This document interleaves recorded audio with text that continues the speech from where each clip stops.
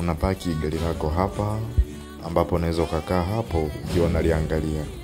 Na ukitaka kuingia ndani, basi unapita hapa. Ukiingia ndani moja kwa moja unakutana na sebule, ambapo pako wazi panaunganika moja kwa moja na jiko ambalo lina dining. Pia huku tunapata mlango wa nyuma, na pia nyuma ya mlango ni laundry. Aina hii ya sebule ambayo inaunganika moja kwa moja na jiko pamoja na dining ndio muundo wa sasa hivi. Kwa upande mwingine, mlango wa kwenda chumbani umejificha hapa.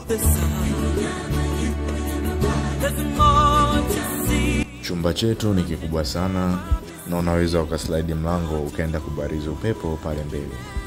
Lakini kwa upande huu, ili ni kabati la nguo ambalo linaangaliana moja kwa moja na washroom. Na washroom yetu kuna sehemu ya kunawa mikono, sehemu ya choo pamoja na sehemu ya bafu.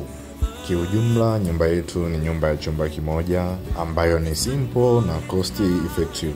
Maana hiyo sasa unaweza kujenga kama unaanza maisha, au unaweza kujenga kwa ajili ya biashara ya nyumba za kupangisha. Na hapa zimepangwa kama vile nyumba za kupangisha. Najua wale wanaofanya biashara ya Airbnb mnanielewa kiurahisi. Nyumba hii ikiwa na milioni 15 tunasimamisha boma na kwenda umbali kadhaa. Lakini pia nikusisitize tu, usicheze mbali nasi, maana tumekuandalia vitu vizuri. Tena ikiwezekana mtumie na mwenzako linki yetu.